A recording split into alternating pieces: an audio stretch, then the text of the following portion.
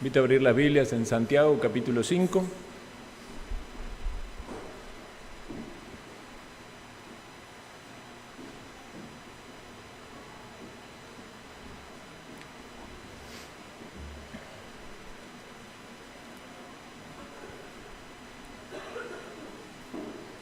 Vamos llegando al final de esta maravillosa epístola que hemos aprendido o recordado, o meditado, numerosas cosas. Espero en la gracia del Señor haya sido de ánimo y edificación. Y llegando al final de esta carta, Santiago toma uno de los temas iniciales, que es la paciencia. Ustedes recordarán el inicio de la carta, que comienza hablando de las pruebas, de tener gozo cuando estamos en diversas pruebas, y dice posteriormente, mas tenga la paciencia su obra completa. Y luego vimos numerosos temas relacionados con la adversidad, con los conflictos, particularmente pensando en las circunstancias que vivían los judíos allí en la dispersión.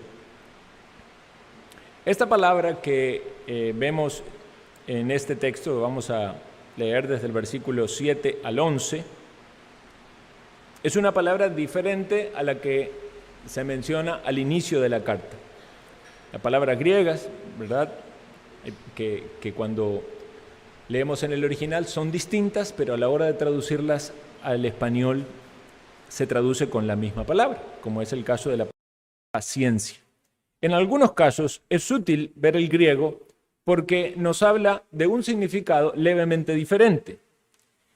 Esta palabra que aparece en el versículo 7, Santiago 5:7, es la palabra macrotumia o macrotumía, que tiene que ver con la paciencia frente a las personas difíciles. Y quizás pensamos un poco en el contexto y recordaremos por qué era importante para ellos tener paciencia frente a esas personas que estaban de algún modo causando prueba o problema en la vida de ellos.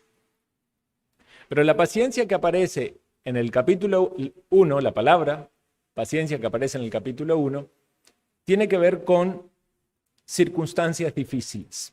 Entonces, en los dos casos tenemos que aprender la lección de la paciencia, tanto paciencia frente a las circunstancias difíciles, paciencia frente a las pruebas, paciencia en la perseverancia en medio de las tentaciones que acontecen, pero también paciencia frente a personas que tratan de algún modo hostil con uno.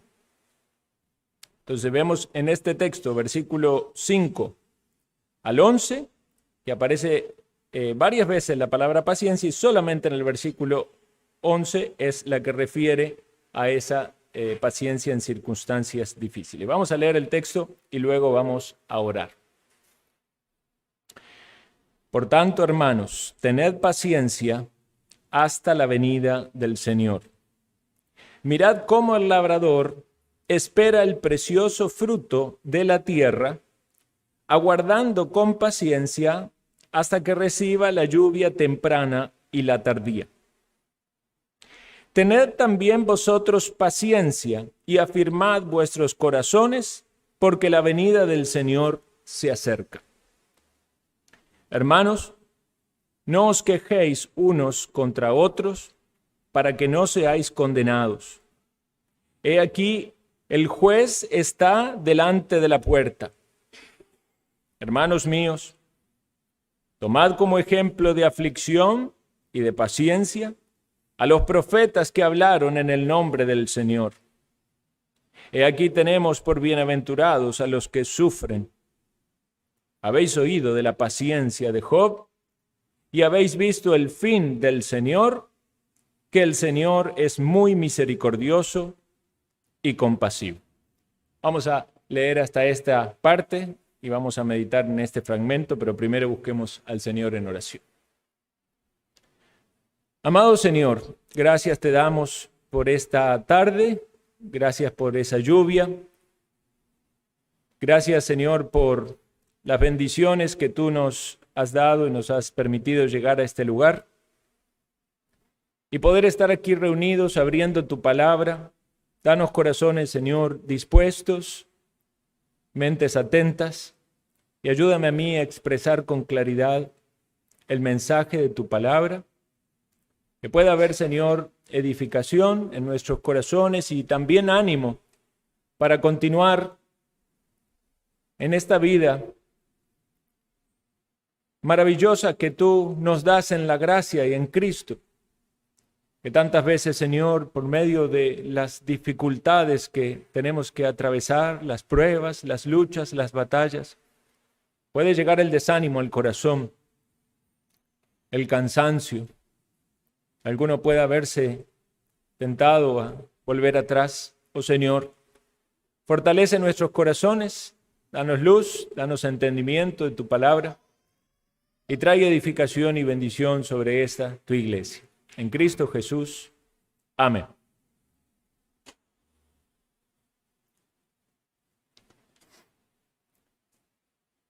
Uno de los temas quizás más controversiales que hay en las Escrituras y que ha despertado disputas y contiendas a lo largo de la historia de la iglesia cristiana es el tema de la venida del Señor.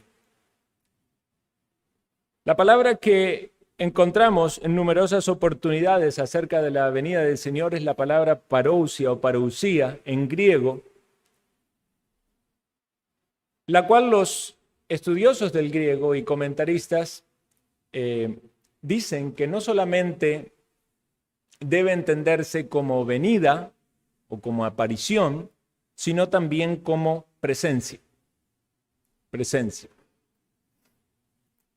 Entonces, cuando leemos en este texto, dice, hermanos míos, tened paciencia hasta la venida del Señor.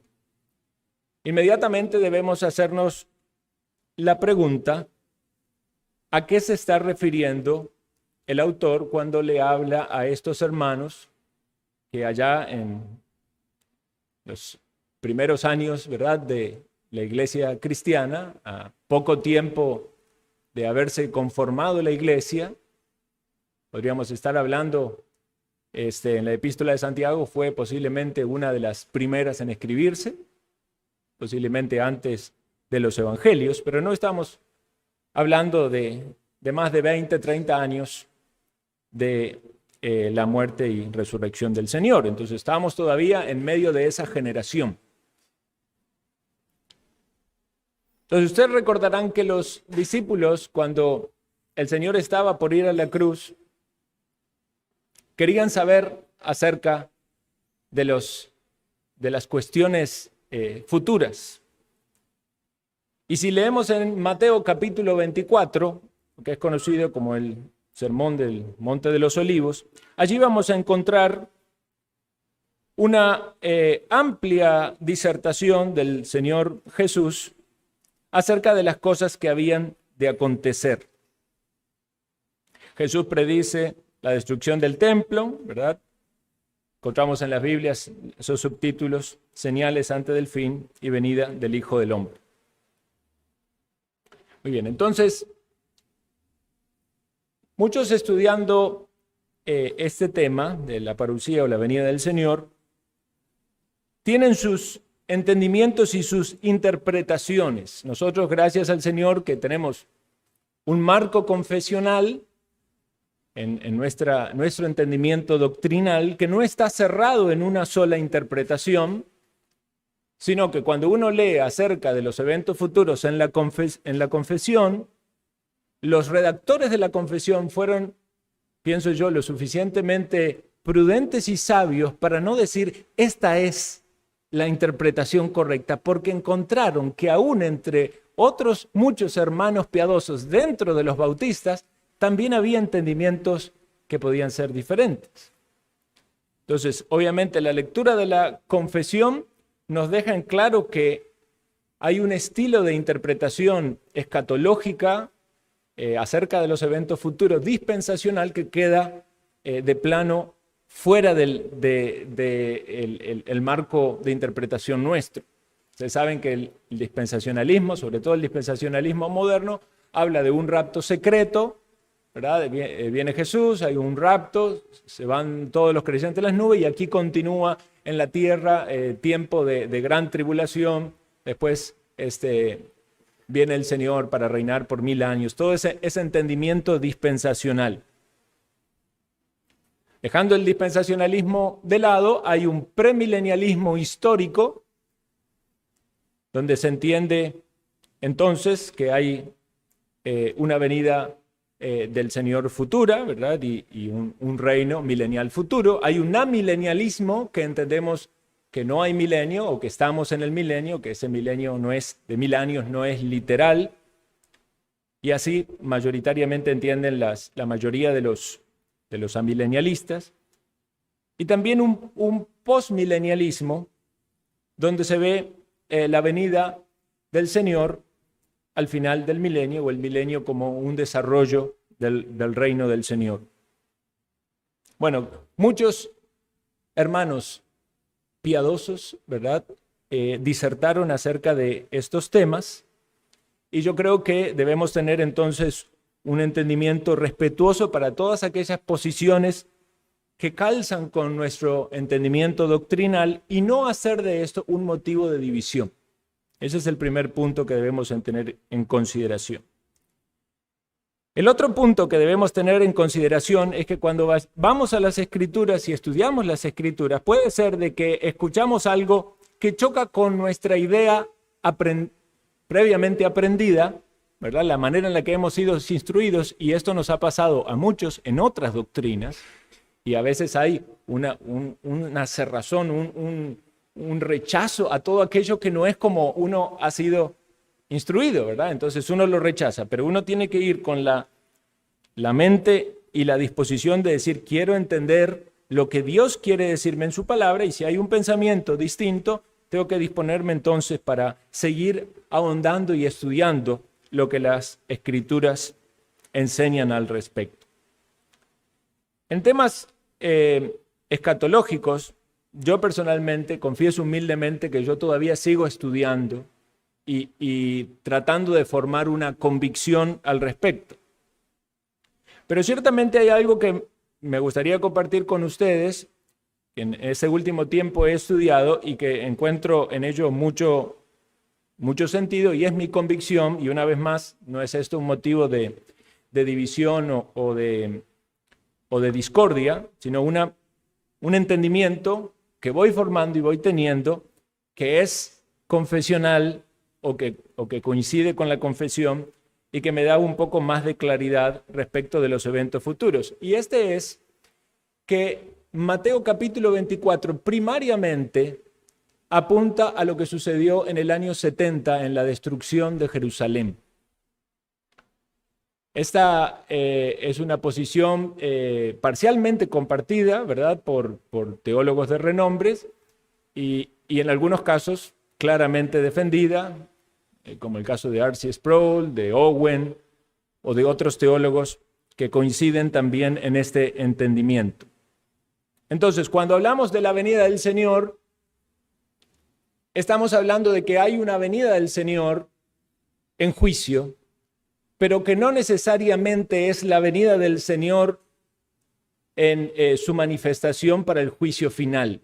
Estamos hablando de la presencia del Señor. Y esto entiendo yo que es o que aconteció específicamente en el año 70. Es decir, cuando leemos Mateo capítulo 24, encontramos esta frase del Señor que dice que estas cosas pasarían en esa generación. Y es muy difícil rechazar la evidencia textual de que eso iba a acontecer en esa generación, que el templo iba a ser destruido y que el Señor iba a venir en juicio sobre Israel. Evidentemente no están todas las cosas cumplidas porque no podemos hablar de un cumplimiento de la segunda venida en el sentido del juicio final. Esperamos el juicio final. De hecho, si alguien hablara de que la resurrección ya se efectuó, eso sería una herejía. Y el preterismo total debe ser rechazado en absoluto. No solamente no es confesional, sino que es herético. Pero sí podemos ver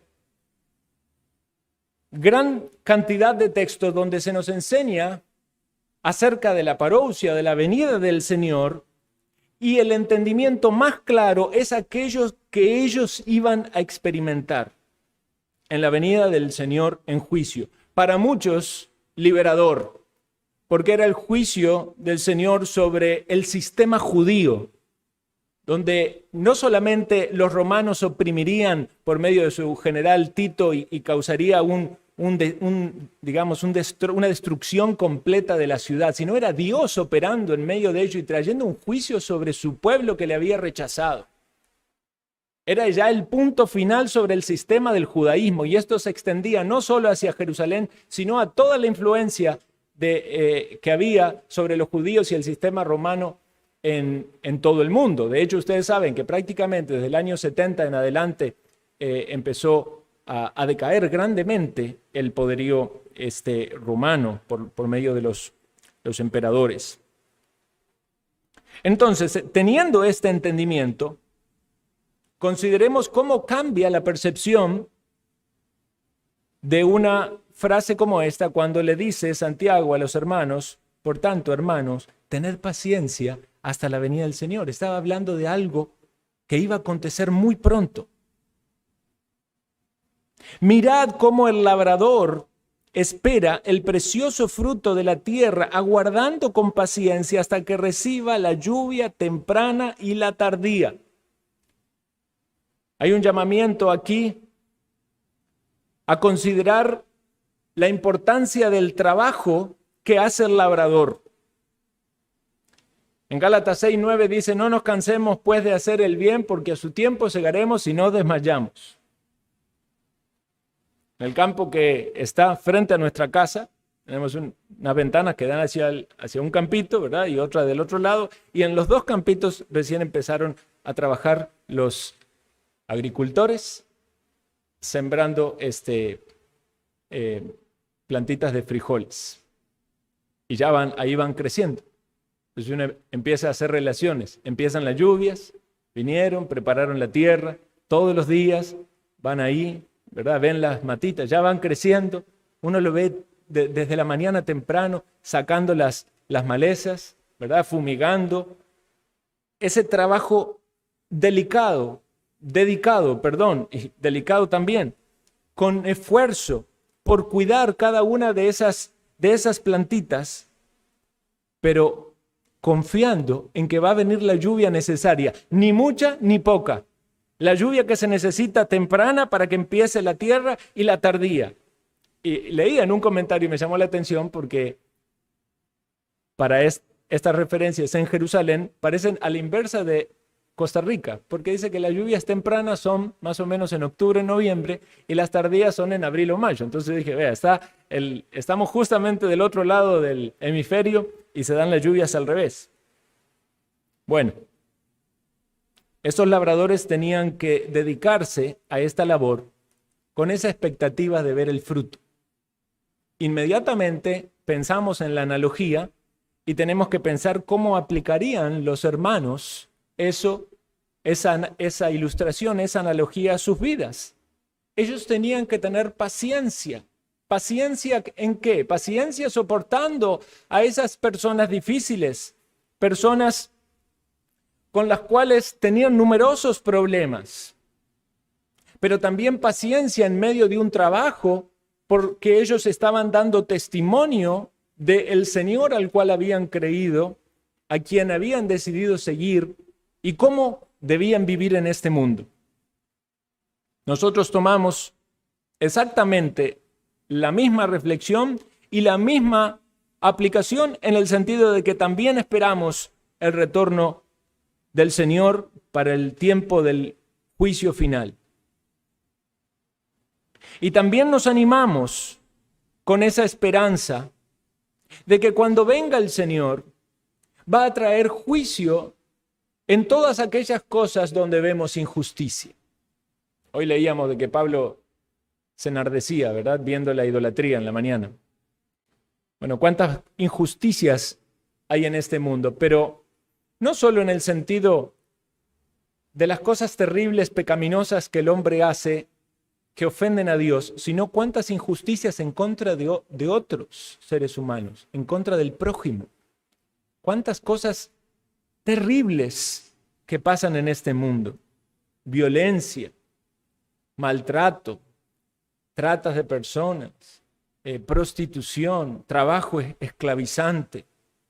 Podríamos pensar una y otra vez cuántas cosas donde hay personas que están oprimidas, que están sufriendo quizás por las decisiones de los poderosos, de mantener naciones enteras bajo un dominio, con una tiranía.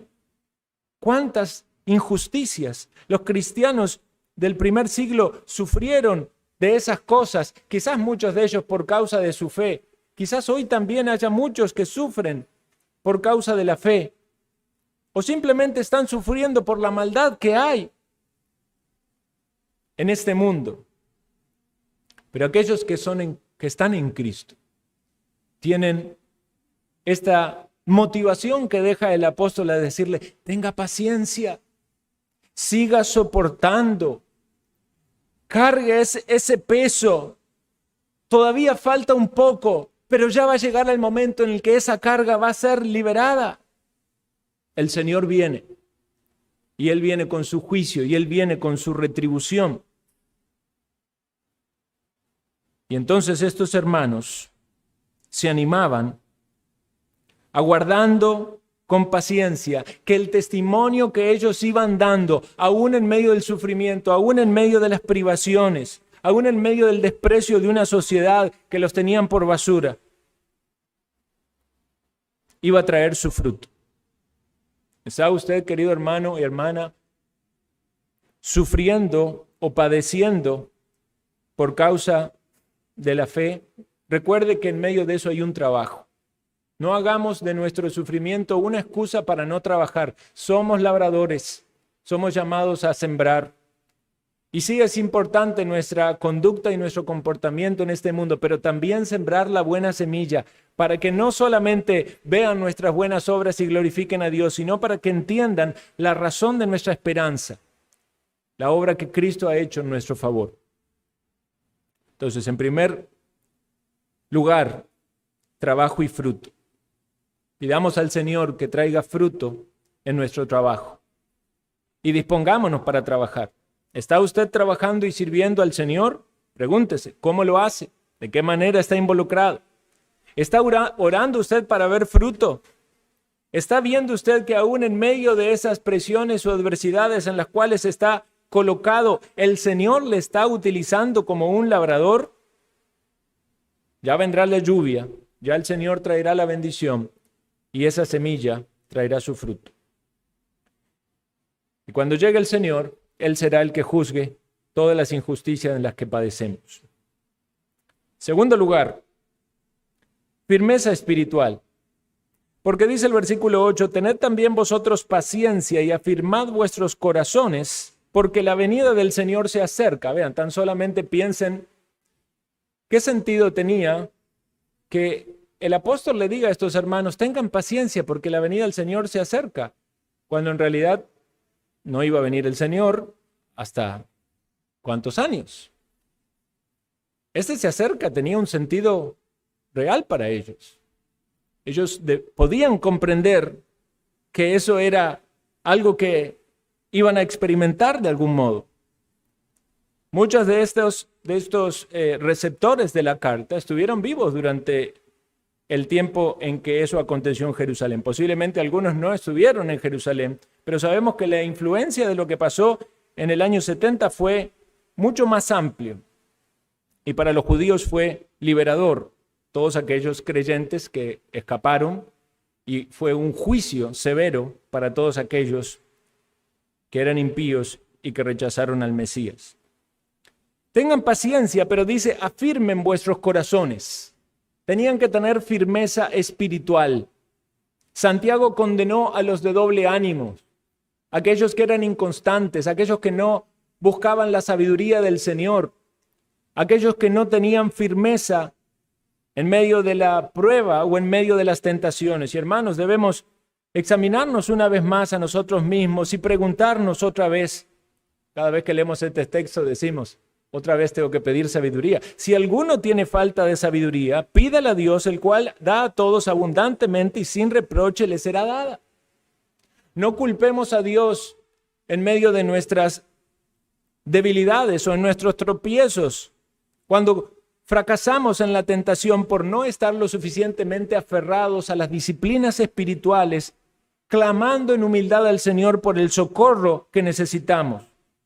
O porque en medio de la prueba nos invade la queja y no podemos pasar esa prueba sintiéndonos aprobados porque soportamos con paciencia a pesar de que ese sufrimiento no vino por causa de algún pecado de nuestra parte o alguna negligencia.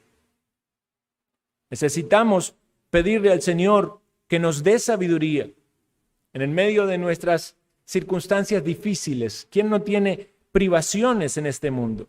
¿Quién vive la vida que quiere vivir completamente en las cuestiones materiales? Jesús dice que afirmó su rostro para ir a Jerusalén, una convicción de lo que tenía que hacer, lo que Dios le manda. Muchas veces tenemos la convicción de hacer algo, lo que Dios nos manda. Pero ¿qué pasa con esa convicción cuando viene la prueba o la tentación? Ahí claudica. Y eso pone en evidencia cuál es nuestra situación espiritual. Muchas veces el Señor va a obrar en nuestro corazón, aún utilizando nuestros tropiezos, nuestros fracasos espirituales, porque el Señor todavía quiere moldear y quitar, como un escultor, mucho de aquello que no tiene que estar en nosotros, quizás mucho de nuestro orgullo, mucho de nuestra autosuficiencia, mucho de nuestra vanagloria.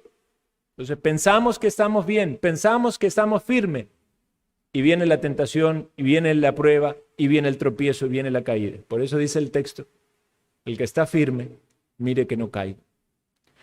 Cuando nos sentimos entonces que fallamos al Señor, vamos al Señor en arrepentimiento, en perdón, queremos ser fieles al Señor, continuar en el camino que Él nos ha mandado, participar de la cena del Señor con un corazón limpio. Sabemos que tenemos la sangre de Cristo que nos limpia de todo pecado, pero nos duele en el corazón porque decimos, ¿por qué no puedo ser mejor? Nos viene a la mente Romanos 7 y la lucha del apóstol Pablo y toda esa batalla espiritual entre la carne y el espíritu. Y le pedimos entonces al Señor, lo mismo que aquí Santiago está desafiando a los hermanos a que tengan firmeza, convicción en sus corazones.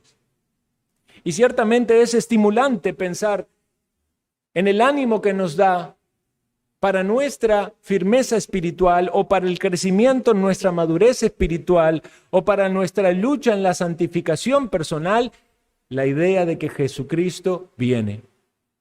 La idea de que el Señor ha prometido que va a venir, como meditamos en la mañana, a juzgar a todos. Pero aquellos que estamos en Cristo no tenemos condenación.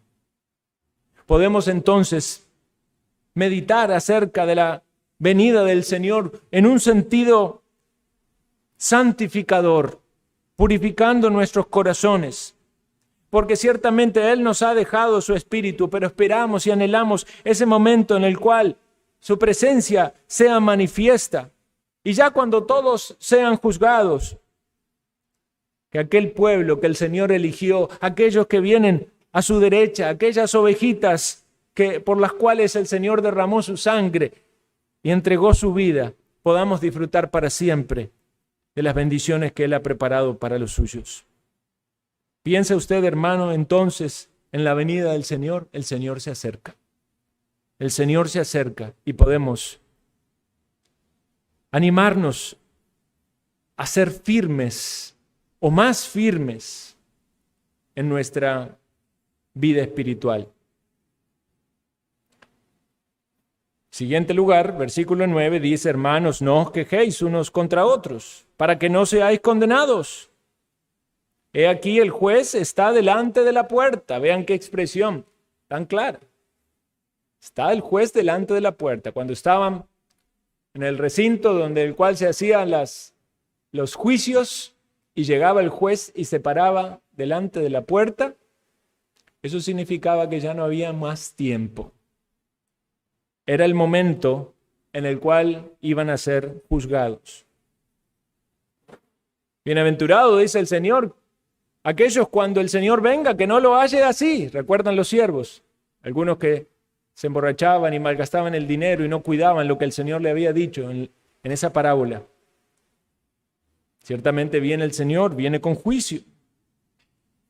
Entonces aquí el mandato específico es a que las relaciones sean puras. Y claramente podemos pensar que aquellos que eran de Cristo habían tomado la enseñanza del apóstol Santiago acerca de la parcialidad, de que no debían tratar de un modo especial a aquellos que le podían beneficiar.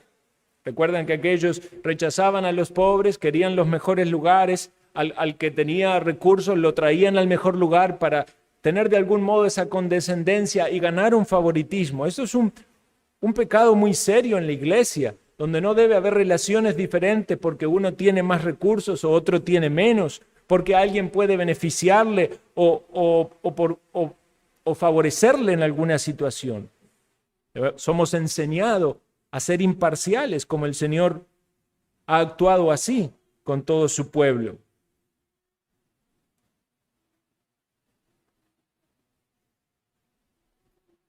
Y debemos practicar la misericordia a la luz de que hemos de ser juzgados. Y si somos sin misericordia, también el juicio vendrá con esa misma vara. ¿Son nuestras relaciones interpersonales puras? Este es uno de los temas importantes a la luz del juicio y la venida del Señor. ¿Y qué acerca de la lengua? Santiago advirtió cuán terrible es el mal que un miembro pequeño causa en nuestro cuerpo. Contamina todo, enciende un pequeño fuego, pero eso se transforma en un gran incendio de un gran bosque. Todos estos pecados que han sido expuestos en este libro, en cierta medida, en gran medida, muchos de ellos tienen que ver con pecados de ofensas interpersonales. El juzgar los unos a los otros, como leímos en el capítulo 4, con murmuración, hablando de los pecados de los otros hermanos, como si uno quedara exento de un juicio. Recuerden lo que la palabra nos decía: no murmuréis los unos de los otros. El que murmura del hermano y juzga al hermano, murmura de la ley y juzga la ley. Pero si tú juzgas a la ley, no eres hacedor de la ley, sino juez. Ciertamente hay una forma en la cual podemos ayudar a nuestros hermanos que están en debilidades o en tropiezos. De otro modo no existiría la exhortación y no podríamos animarnos a la corrección en nuestra forma de vivir. Pero hay una corrección bíblica, escritural, que debe ser llevada adelante en espíritu de dependencia y de temor del Señor. Pero la murmuración es un camino alternativo, desagradable al Señor. Es hablar de los pecados de otros para exponer a tales personas en una rebaja de la estima y la apreciación que tienen en otros. Algunas veces motivados por los celos, a veces por la envidia. Debemos luchar contra esas cosas a la luz del juicio del Señor. También habla de aquellos que oprimían a otros. Posiblemente el grupo que leímos en el capítulo 5 de los ricos, a los cuales Santiago expresa una fuerte condenación.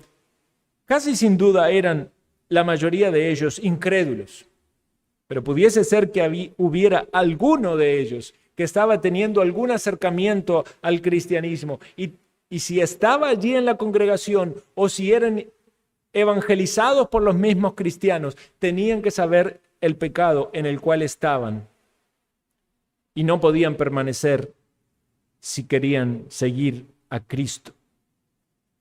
Hermanos, cuando pensamos en estas relaciones puras, debemos examinar nuestros corazones a ver si hay algún grado de amargura o resentimiento hacia nuestro prójimo. Podemos hablar de hermanos en la fe, pero muchas veces esas cosas pasan también en el hogar. Y no es solamente contra nuestros hermanos en la fe, porque alguien puede tener parientes o relaciones interpersonales, algunos son incrédulos, y también el creyente se debe ver a sí mismo a la luz del juicio y cómo ha de ser juzgado, no porque tal persona es incrédulo, entonces yo contra él sí tengo amargura y resentimiento. O tal persona, no hay manera de que yo pueda hablar con tal persona y solucionar tal problema, entonces mejor me quedo así, cerrado, callado. ¿Es eso lo que el Señor te muestra a ti, te marca por la obra de su Espíritu Santo en tu conciencia? ¿Puedes decir que estás en paz con las relaciones interpersonales que tienes, con aquellas personas a las cuales has ofendido o aquellos que te han ofendido y que todavía no has perdonado? Debes solucionar tus cuentas a la luz del juicio venidero, porque lo que sembramos vamos a cosechar. Si sembramos para la carne, vamos a cosechar corrupción. Y en el contexto de ese pasaje tiene que ver con esas ofensas entre hermanos. Quiere el Señor darnos convicción de la necesidad de tener relaciones puras. Y si es necesario arreglar cuentas con alguien, hacerlo. Porque el juicio viene, porque el Señor viene. Dice el versículo 10. Hermanos míos, tomad como ejemplo de aflicción y de paciencia los profetas que hablaron en el nombre del Señor. Qué lindo que es cuando se da una enseñanza y se pone un ejemplo. Casi que uno lo pide, ¿verdad? En cada enseñanza, a veces los mismos alumnos dicen, dame un ejemplo. Entonces, Santiago advierte esto y dice, piensen en los profetas. ¿Cómo fue la vida de los profetas? Una vida súper, ¿verdad? Disfrutaron de comodidades. Siempre que dijeron la verdad, la gente la recibió con mucha alegría. Nada de eso. La mayoría de ellos sufrieron. Casi todos los mataron. Elías, Jeremías, Daniel, Oseas, Amós. Piensen cómo fue la vida de ellos. Huyendo, corriendo, sufriendo, llorando, en pozos, en cuevas, en cisternas, en foso de leones. Y Juan el Bautista, el último de los profetas, con su padecimiento en mano de Herodes, su cabeza cortada por la avaricia y la lujuria de ese hombre. Debemos considerar esos ejemplos, porque si ellos fueron fieles al Señor, aún en medio de tales aflicciones, realmente las aflicciones que nos tocan vivir a nosotros, podríamos decir que no son comparables. Y no es tampoco que vamos a ver el mal de alguien más grave que uno para hallar un consuelo terrenal, ¿verdad? Como algunos dicen, mal de muchos, consuelo de sonsos o de tontos. No es eso. Sino que vemos a aquellos que fueron fieles al Señor en adversidades mayores y nosotros decimos, si ellos pudieron por el poder del Señor, también nosotros podemos. Ninguno de los profetas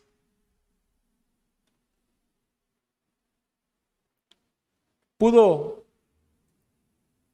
realmente decir que la pasó bien cuando anunció la palabra. Por causa de la verdad tuvieron que padecer. Quisiera leer un poco de Mateo 23, porque eso nos da también más luz en el contexto puntual que estamos hablando. Mateo 23, versículo 29. Voy a leer 10 versículos. Es el Señor Jesús hablando a los fariseos y reprochando a Jerusalén de sus faltas. Ay de vosotros, escribas y fariseos hipócritas, porque edificáis los sepulcros de los profetas y adornáis los monumentos de los justos, y decís, si hubiésemos vivido en los días de nuestros padres, no hubiéramos sido sus cómplices en la sangre de los profetas. Así que dais testimonio contra vosotros mismos que sois hijos de aquellos que mataron a los profetas. Vosotros también llenad la medida de vuestros padres. Serpiente, generación de víboras, ¿cómo escaparéis de la condenación del infierno? Por tanto, aquí yo os envío profetas y sabios y escribas, y de ellos a unos mataréis y crucificaréis, a otros azotaréis en vuestras sinagogas y perseguiréis de ciudad en ciudad, para que venga sobre vosotros toda la sangre justa que se ha derramado sobre la tierra, desde la sangre de Abel, el justo, hasta la sangre de Zacarías, hijo de Berequías, a quien matasteis entre el templo y el altar. De cierto os digo que todo esto vendrá sobre esta generación. Jerusalén, Jerusalén, que matas a los profetas y apedreas a los que te son enviados. ¿Cuántas veces quise juntar a tus hijos, como la gallina junta sus polluelos debajo de las alas, y no quisisteis?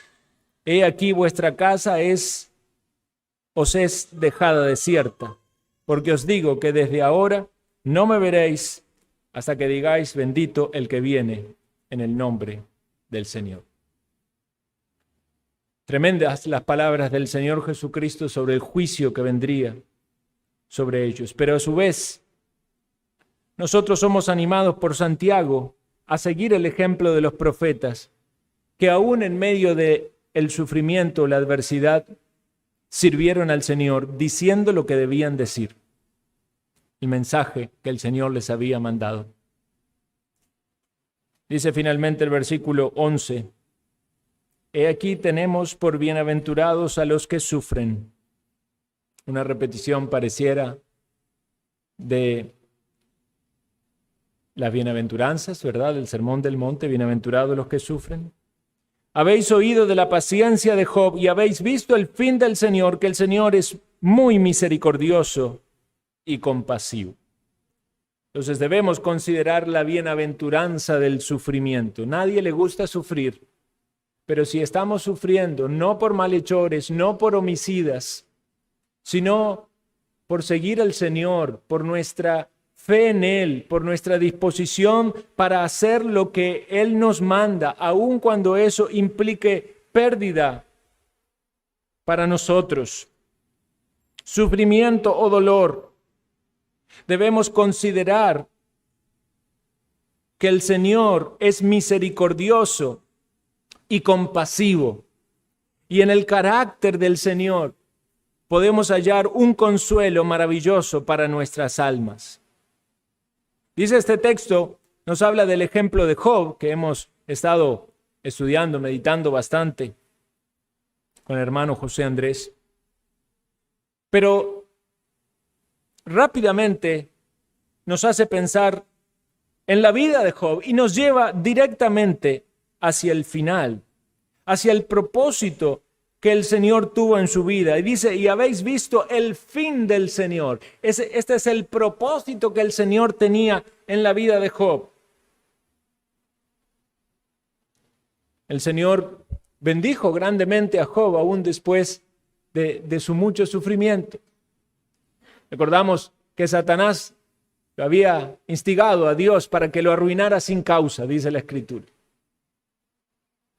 Pero nada de eso salía de ese plan perfecto y soberano del Señor, el cual tenía en su propósito bendecir a Job ampliamente y mostrar la gloria de sus atributos en la vida de este justo. Y era un hombre justo, perfecto en sus caminos, ejemplar, maduro, podríamos decir. Era un gran padre, era un gran ciudadano, era un gran vecino, era un excelente jefe, era una persona ejemplar, dadivosa. Pero a él también le tocó enfrentar el sufrimiento. Hay huestes espirituales de maldad que realmente quieren destruirnos. Y descansamos en que el Señor no va a permitir algo que no podamos soportar. El Señor sabe cuál es nuestra capacidad o cuánto Él también nos sostendrá en su gracia.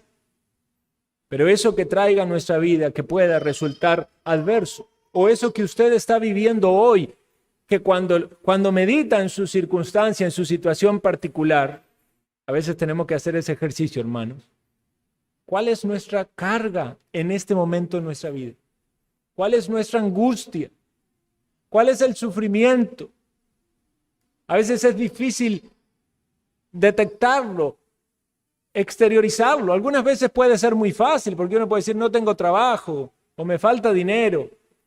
A veces son relaciones difíciles, a veces son expectativas que no se cumplen, a veces son escollos o obstáculos en la vida para avanzar. a veces las propias debilidades. Creo que es bueno que pensemos que también el apóstol Pablo experimentó esas luchas y fue instruido directamente por el Señor para que hallara la fuente necesaria para seguir adelante. Dice 2 Corintios capítulo 12, versículo 7.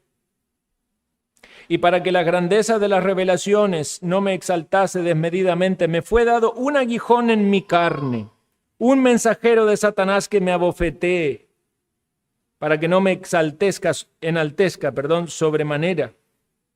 Respecto a lo cual tres veces he rogado al Señor que lo quite de mí, y me ha dicho, bástate mi gracia, porque mi poder se perfecciona en la debilidad.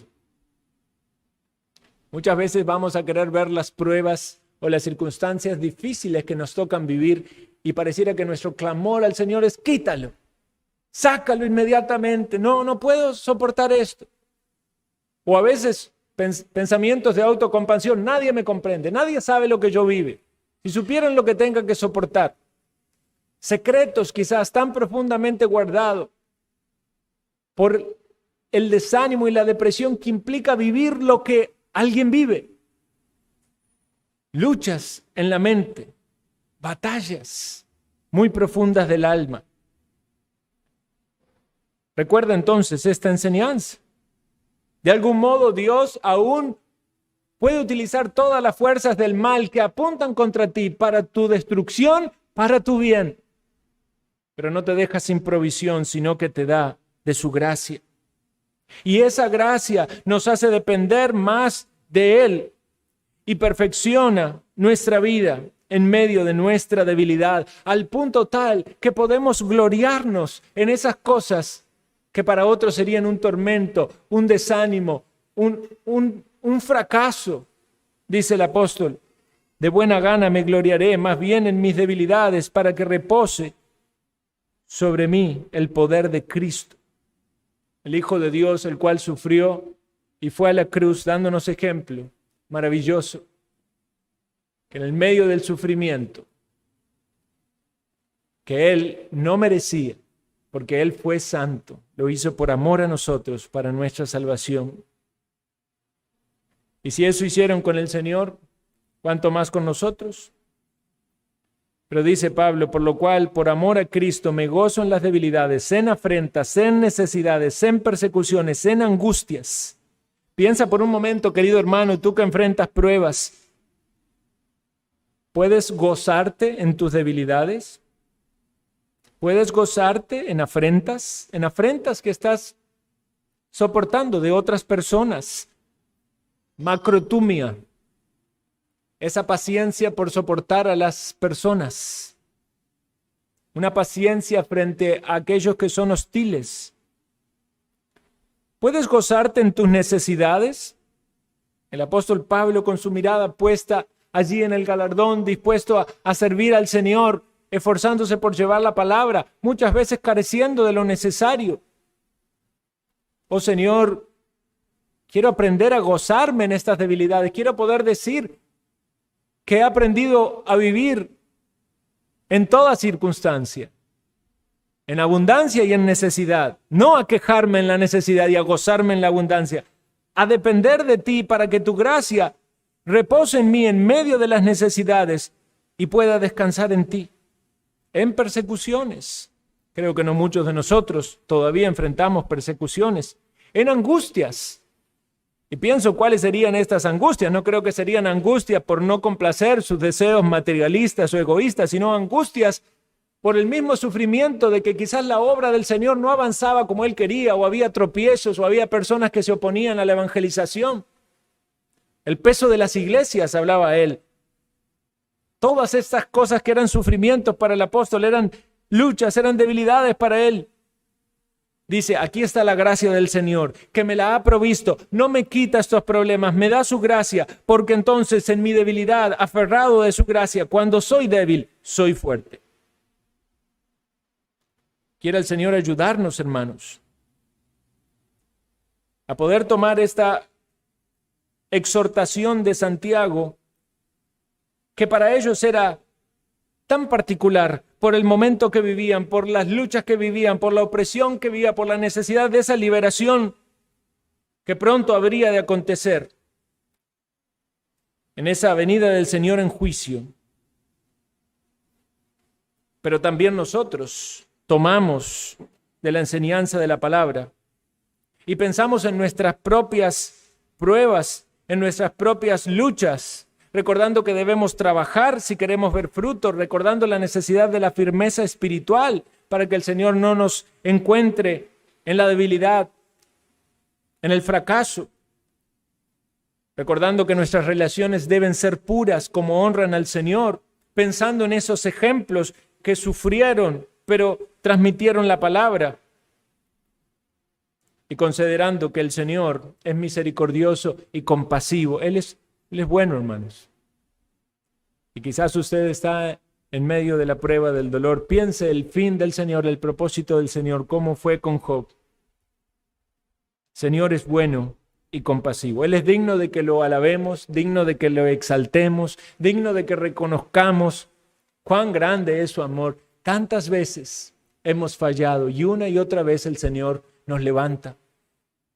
Tantas veces hay infidelidad de nuestra parte, pero el Señor permanece fiel. Jehová cumplirá su propósito en mí, leímos en el Salmo. El Señor sigue obrando en cada corazón. Y debemos entonces animarnos para seguir adelante, seguir apropiándonos de los medios de gracia que el Señor ha provisto, animándonos al amor y a las buenas obras, animándonos a soportarnos con paciencia, nosotros tener buenas relaciones, animándonos a dar a conocer el Evangelio. Y si tenemos que padecer por causa de Cristo, animándonos también a serle fieles. Oremos.